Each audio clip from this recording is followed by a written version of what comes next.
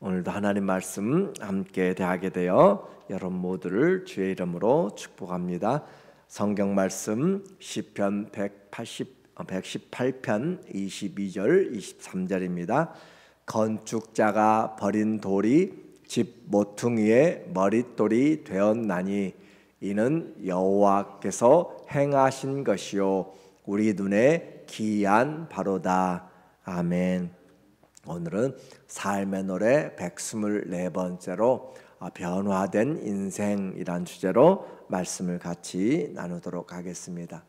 어제와 오늘 함께 시편 118편을 우리가 보고 있는데 이것은 성경의 구분해서 통계적으로 보았을 때 성경 1189장 가운데서 이 말씀은 가운데 장이다라고 그렇게 이야기했어요. 그래서 성경 전체 장에서 가운데고 또한 성경 31,171절 가운데 절이 바로 시편 118편 8절로 사람을 의지하는 것보다 하나님을 의지하는 것, 하나님께 피하는 것이 좋다라고 그렇게 말하고 있어요. 그런데 오늘 이와 같이 118편은 1절과 또 마지막 29절이 함께 같은 그런 구조로 되어 있어요. 이것을 수미쌍관형이라고 그렇게 이야기하고 또는 인클리조라고 그렇게 표현하는데 샌드위치처럼 똑같은 그 내용을 통하여서 강조하고 있는 내용이에요. 그래서 강조하고 있는 내용이 1절에 여호와께 감사하라. 그는 선하시며 그의 인자하심이 영원하미로다. 그렇게 하나님께 감사를 노래하고 마지막 29절도 여호와께 감사하라. 그는 선하시며 그의 인자하심이 영원하미로다. 그렇게 이야기하면서 가운데 샌드위치 가운데 가장 중요한 신학적인 주제를 담고 있어요. 오늘 22절에 건축자가 버린 돌이 집 모퉁이의 머릿돌이 되었나니 라고 하는 것을 통하여서 예수 그리스도의 구원의 줄을 가운데 넣고 그렇게 싸고 있는 내용이에요. 이와 같이 하신 하나님의 그 감사한 구원의 행적을 오늘 우리가 같이 찾아보려고 합니다. 그래서 하나님의 생각은 우리의 생각과 다르다라고 하는 거죠. 변화된 인생은 바로 하나님으로부터 시작되는 것이에요. 그래서 하나님의 말씀 이사야서 55장 8절에 보면 이는 내 생각이 너희의 생각과 다르며 내 길은 너희의 길과 다름이니라. 여호와의 말씀이니라. 하나님의 생각과 우리 생각이 다르다는 것을 어떻게 우리에게 그림으로 그렇게 표현하는가? 하늘이 땅보다 높은 것 같이, 그렇죠? 이 땅과 하늘은 비교할 수가 없이 차이가 나요. 그래서 하늘이 땅보다 높은 것 같이 내 길은 너희의 길보다 높으며 내 생각은 너희의 생각보다 높음이니라. 그러므로 당연히 하나님의 지혜, 하나님의 계획, 하나님의 능력이 가장 크고 중요하다라고 한 것을 이와 같이 표현하고 있어요. 내 생각보다 하나님의 생각이 중요하다. 그러면 우리는 이제 누구 생각으로 살아야 될 것인가? 하늘이 땅보다 높은 것 같이 하늘의 지혜, 하나님의 지혜와 생각으로 사는 것이 인생의 본분이고 가장 중요한 것이겠죠. 이것이 상식이고 이것이 진리인데 그러나 실상에서는 하나님의 지혜, 성경의 말씀으로 사는 것이 아니라 땅의 지혜 그리고 나의 지혜로 살아가려고 그렇게 하고 있어요. 오늘도 내 시간인 것으로 착각하고 살아가는 사람들이 많이 있을 것입니다. 우리는 참 비극적인 소식을 많이 듣게 돼요. 그래서 리비아의 그 열대성 폭우로 인해서 댐이 2개가 터져서 지금 확인된 사망자만 6천 명이고 오늘 아침에 잠깐 또 찾아보니까 2만 명에 가까운 사람이 죽었다라는 그런 지금 시장의 발표가 있어요. 그래서 인구가 12만 5천 명인데 6분의 1이 지금 찾지를 못하고 있는 그런 상황이기 때문에 하루아침에 이와 같은 일로 한 사람은 가족 6명 중에서 4명을 그냥 하루아침에 잃어버린 그런 일들이 있게 되는 것이죠. 오늘 우리의 생각과 하나님의 생각이 다르다. 내 시간이 아니에요. 오늘도 내 시간으로 내 인생으로 착각할지 모르지만 하나님이 부르면 우리는 언제든지 가야만 되는 사람들. 그러므로 주님 앞에서 오늘도 주님과 함께 동행하기를 원합니다.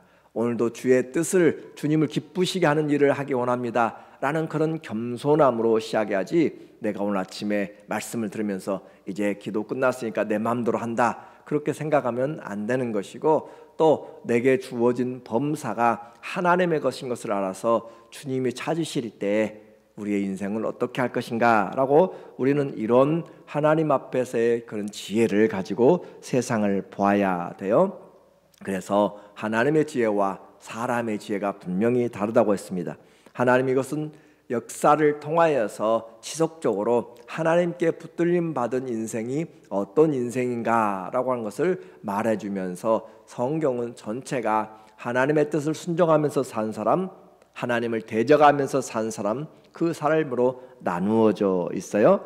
모세는 강에 버려진 인생이었어요. 그렇지만 하나님이 그를 들어서 이스라엘의 구원자, 민족의 구원자로 그렇게 세우셨고, 다윗은 그 가정에서 양치는 자로 선지자에게도 가족들에게도 그렇게 큰 자가 될 것이라 생각이 전혀 없었어요. 그러나 하나님이 그를 불러서 잠정적인 메시아의 나라의 그런 예표로 다윗을 사용하고 있는 것을 보게 됩니다.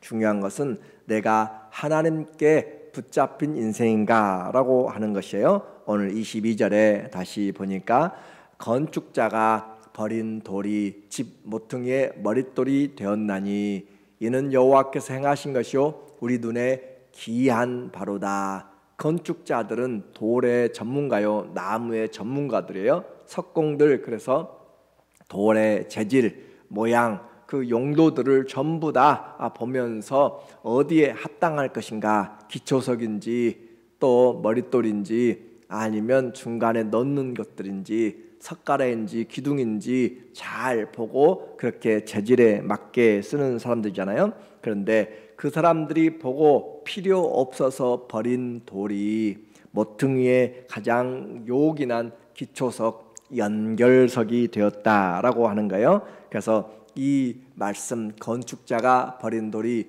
집 모퉁이의 머릿돌이 되었나니, 이것은 그냥 하는 말이 아니라 하나님이 구원자를 보내시는 그 메시아의 일을 지금 담고 있어요.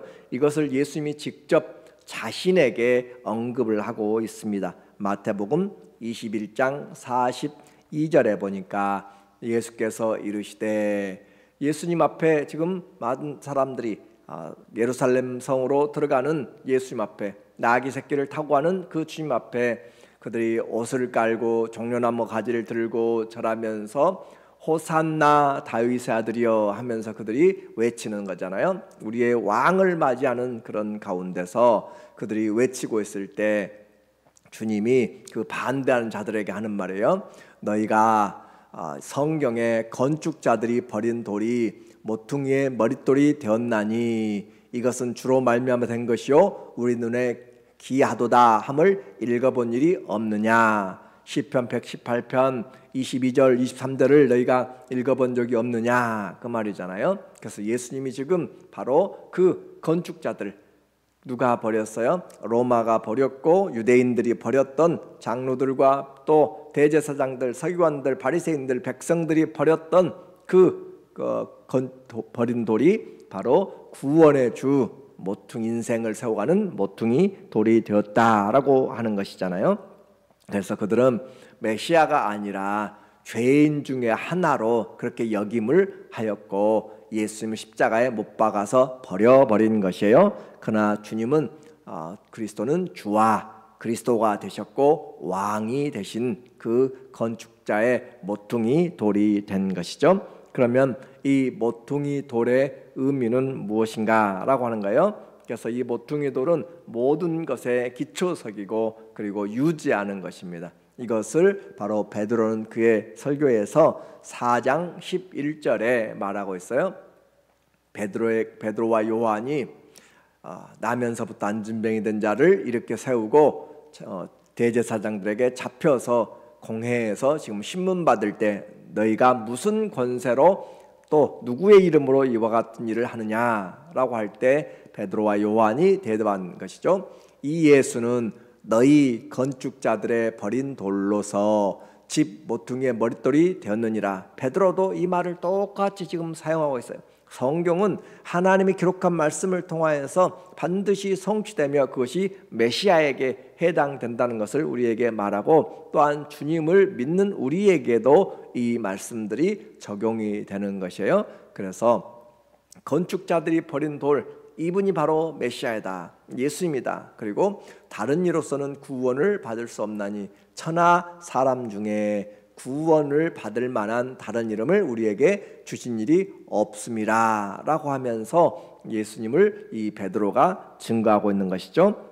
예수님이 바로 구원의 돌, 생명의 돌, 그들이 버렸던, 그래서 누가 이 머릿돌인가, 다른 말로 누가 이 이스라엘과 열방의 구원자인가, 그 말이에요. 그래서 그 구약의 모든 사람들은 이 예수를 기다려 왔습니다. 시편 118편 24절에 보니까 이날은 여호와께서 정하신 것이라. 그 날이 언제인지 몰랐어요. 그러나 그 날을 그 건축자들이 버린 돌이 모퉁이의 돌이 되는 그것이죠. 하나님의 기이한 일이 나타나는 것이에요. 이 날은 여호와께서 정하신 것이라. 이 날에 우리가 즐거워하고 기뻐하리로다. 메시아가 나타날 때 그것이 우리에게 얼마나 큰 기쁨인가. 그리고 그날은 주님이 하나님께서 정하신 날이다라고 하는 것이죠. 여호와여 구하옵나니 이제 구원하소서. 여호와여 우리가 구하옵나니 이제 형통하게 하소서. 이 일이 예수님이 나귀 새끼를 타고 예루살렘에 들어가실 때 백성들이 그들이 외친 소리잖아요. 호산나 다윗의 자손이여 우리를 구원하소서. 이 호산나라는 것이 바로 이제 구원하소서 그 말이거든요. 바로 시편 118편의 25절을 그들이 하고 있는 것이에요. 이제 구원하소서라고 하는 그 외치는 소리. 그래서 하나님의 말씀, 메시아의 예언이 그대로 성취된 이 118편 내용을 메시아 대망시라 우리는 그렇게 부른다고 했어요. 이것이 살아있는 말씀입니다.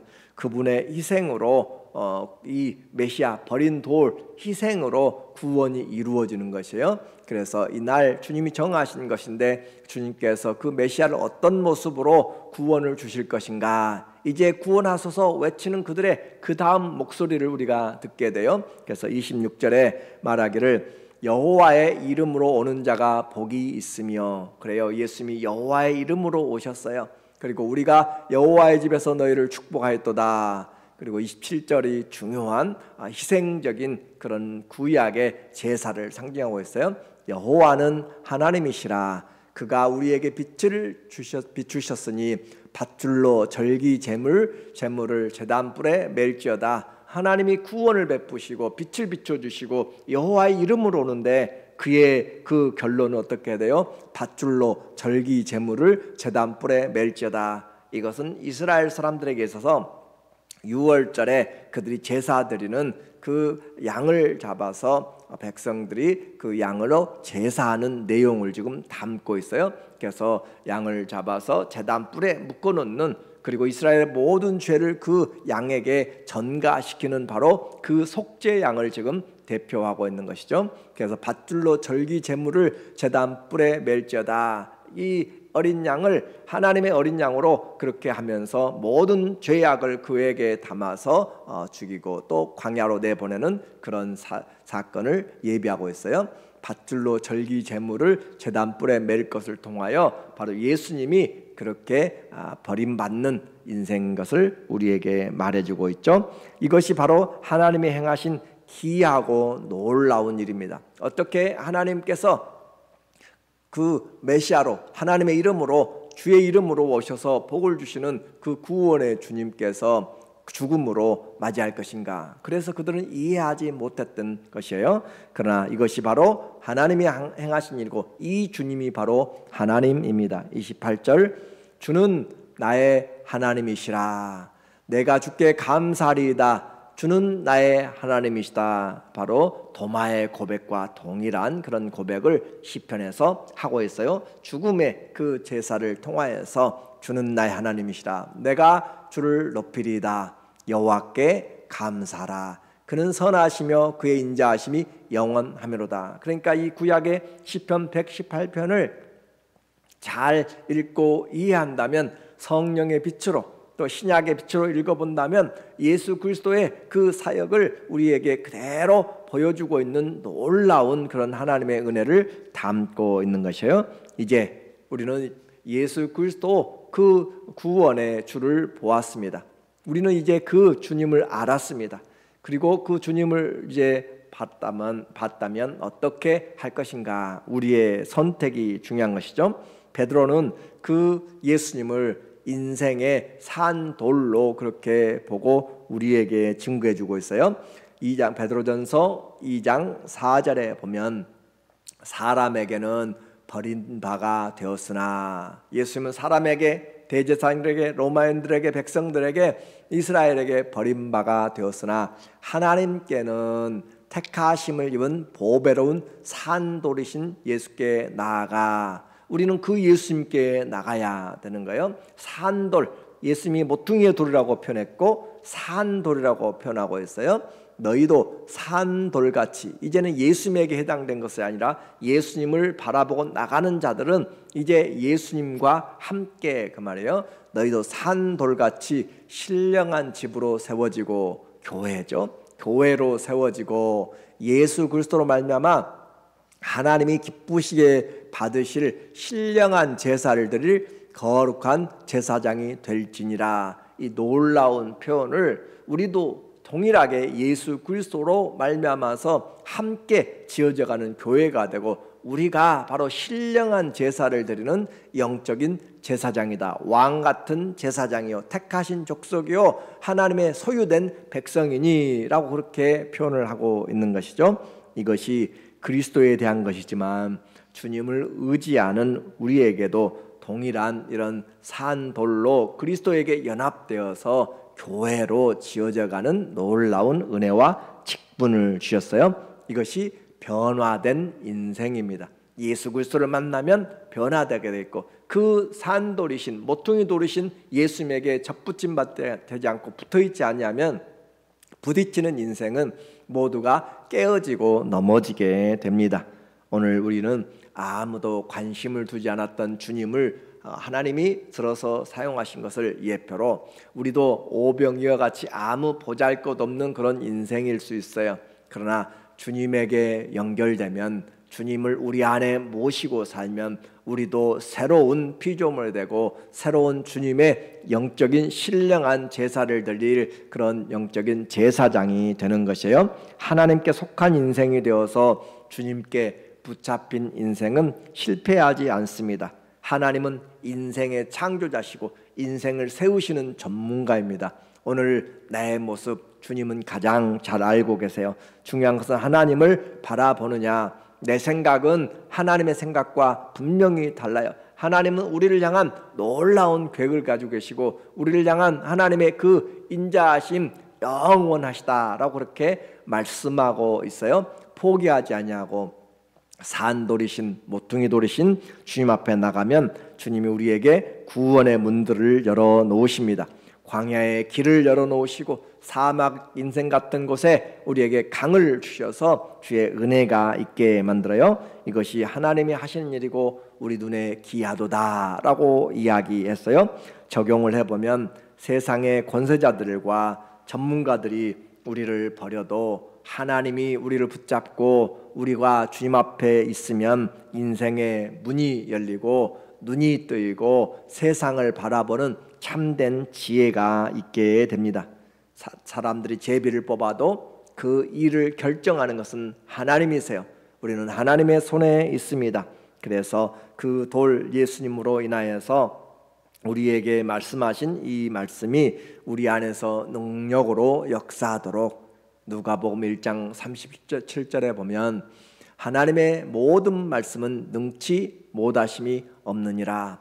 하나님의 모든 말씀은 능치 못하심이 없느니라라고 하고 있고, 누가복음 9장 23절에서는 하나님께는 능치 못한 일이 없다라고 그렇게 하고 있어요. 하나님에게는 할 수 없는 일이 없다. 모든 것이 가능하다. 그리고 빌립보서 4장 13절에서 바울은 내게 능력 주시는 자 안에서 내가 모든 것을 할 수 있습니다 라고 고백해요. 말씀은 능치 못하심이 없고, 하나님은 능치 못하심이 없고, 하나님 안에 그리스도 내게 능력 주신 자 안에서 우리도 능치 못한 일이 없다라고 하는 이 말씀을, 하나님을 믿음으로 우리 모두에게 주님의 생각이, 주님의 뜻이 우리에게 이루어지도록, 기도는 바로 주님의 뜻을 이루는 것입니다. 오늘도 우리를 주님의 뜻으로, 주님의 은혜로 빚어주시고 인도하여 주시는 변화된 삶으로 성숙해 나가기를 예수님의 이름으로 간절히 축원합니다. 아멘. 기도하겠습니다. 하나님 아버지, 우리를 주님이 택하여 주시고 인도하여 주셔서 변화된 인생으로, 새 생명으로, 새 사람으로 인도하여 주시니 감사합니다. 예수 그리스도 안에서 생명을 얻되 풍성하게 얻게 하여 주시고, 하나님이 우리를 향한 놀라운 계획들을 끝까지 이루어 주시옵소서. 주의 말씀을 믿는 자들에게 그대로 행하시는 주님을 영원토록 찬양합니다. 예수님의 이름으로 기도합니다. 아멘. 기도합니다.